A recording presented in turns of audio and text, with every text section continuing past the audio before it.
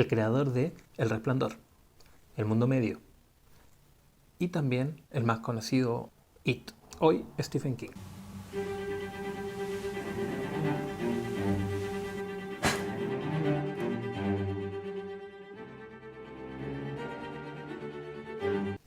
Stephen King nace en Estados Unidos en 1947.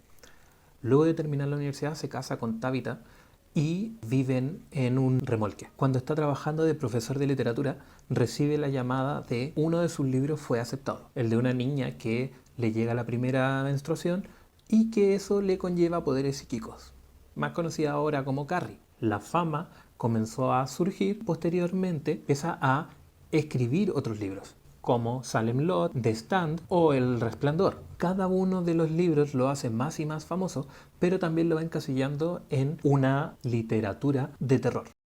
A Stephen King no le importó eso. Y aquí es donde comienza la carrera explosiva de Stephen King. Por razones obvias, no voy a nombrar todas las novelas porque al final son muchas, son excesivas, son más de 50, más de 60 si no me equivoco, y todos los años sigue y sigue sacando. Mientras sigue escribiendo, tiene siempre en la mente una novela que la conoce como su ópera magna, o sea, su obra más importante, que es La Torre Oscura, que más adelante vamos a ver que es la conexión entre la gran mayoría de todas sus novelas. A principios de los 90, cuando la fama de King ya era mundial, sufre un accidente de tránsito, lo choca a alguien y no se sabe si se va a recuperar o no. Obviamente se recupera, pero esto le trae ciertos miedos en la finalización de su escritura. Textualmente lo dice King, que no sabía si iba a terminar las novelas, sobre todo su gran obra La Torre Oscura, porque le quedaban 3 volúmenes. Entonces, en un momento se dedica a terminar esta historia luego de la recuperación. En la actualidad vive en Bangor, en el estado de Maine, en Estados Unidos, y este estado es uno de los que más utiliza en sus novelas. La literatura de Stephen King, la gran mayoría de las veces, es caracterizada como literatura barata.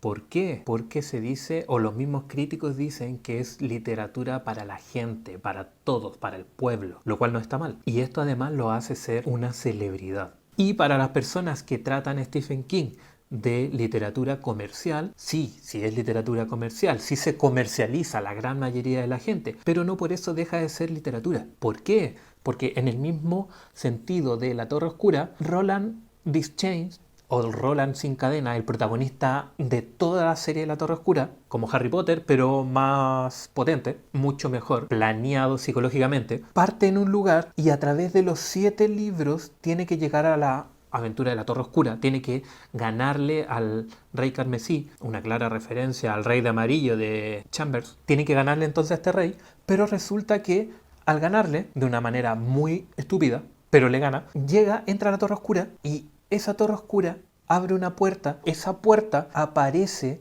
el mismo lugar donde él empezó en la primera novela. O sea, podríamos decir que la Torre Oscura es cíclico, es el mito del eterno retorno. Así que, literatura comercial, sí. Literatura, al fin y al cabo, también. Literatura académica.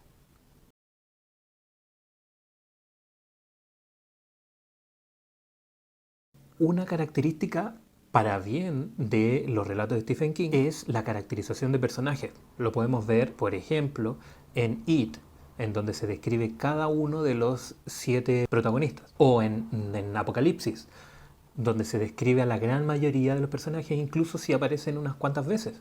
También se puede ver en el mismo misterio de Salem Lot, en el cual se va narrando la vida de un escritor y a su vez se van profundizando los miedos que tiene. Al ser caracterizado como literatura de clase B o literatura comercial, pero no por eso dejó de ganar tantos premios. De hecho, tiene los premios Bram Stoker, tiene el premio Edgar, tiene el premio British Fantasy, tiene el premio Mundial de Fantasía, etcétera, etcétera. Por algo, por la profundidad en la que aborda sus personajes, y no solamente sus personajes, sino que las temáticas que presenta.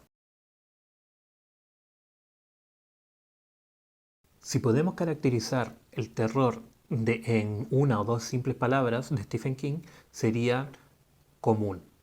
El terror parte en este autor de cosas comunes. Por ejemplo, en It se le tiene miedo a una estatua. Richie Tozier le tiene miedo a la estatua de Paul Bunyan.